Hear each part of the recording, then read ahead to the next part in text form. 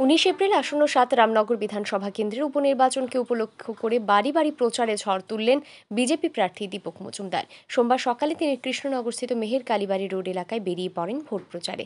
বাড়ি বাড়ি ভোট প্রচারে গিয়ে কথা বলেন সাধারণ মানুষের সাথে। সাধারণ মানুষের সুবিধা অসুবিধার বিষয়ে অবগত হন এবং গণদেবতাদের নিকট আশীর্বাদ প্রার্থনা করেন। এক সাক্ষাৎকারে বিজেপি প্রার্থী দীপক মজুমদার জানান, যে বাড়িতে যাচ্ছি সেই বাড়িতেই রাজ্য সরকারের এবং আগরতলা পৌর নিগমের কার্যকলাপে ব্যাপক খুশি এবং ভারতীয় জনতা পার্টি ও প্রধানমন্ত্রী নরেন্দ্র মোদীর উপর মানুষের আস্থা ও বিশ্বাস আছে। 7 রামনগর বিধানসভা কেন্দ্রের অন্তর্গত প্রতি বাড়িতেই যাওয়ার চেষ্টা করছি এবং যাচ্ছি। আমার বিশ্বাস মানুষ আমাকে আশীর্বাদ করবেন এবং কাজ করার সুযোগ দেবেন।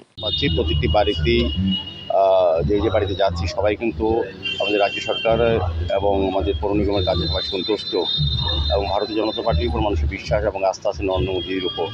তো বাড়ি বাড়ি থেকে রামনগর বিধানসভা কেন্দ্রের অন্তর্গত প্রতিটি বুথে আজকে 34 এবং 35 নম্বর বুথে যাচ্ছি। আমাদের রাজ্যের বিশিষ্ট চিকিৎসক পিয়াল দত্ত মহোদয়, ওনার হচ্ছে আমার বিশেষ পরিচিত, তাদেরও আশীর্বাদ নিতে এসেছি আমি। ওনারা আমাকে আশীর্বাদ করেছেন। আমার বিশ্বাস এবং আশা রামনগরবাসী আমাকে কাজ করার সুযোগ দেবেন, আশীর্বাদ করবেন। সাত রামনগরে উপনির্বাচনে দুটো প্রার্থী প্রথম ধাপ, সেখানে পুলিশে লোকসভা আসনের প্রার্থী আশিস শাহ, সেখানে হাত সিঙ্গল।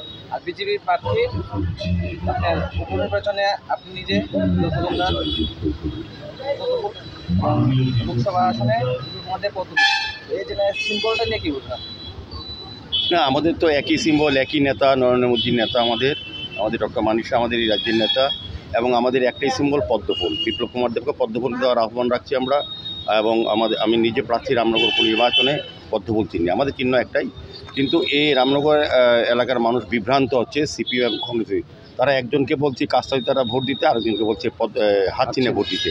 তো মানুষ বিভ্রান্ত এবং দ্বিধাগ্রস্ত। কাজে আমার বিশ্বাস মানুষ পদ্মফুলই ভোট দেবেন। এতে আপনাদের কতটা লাভ?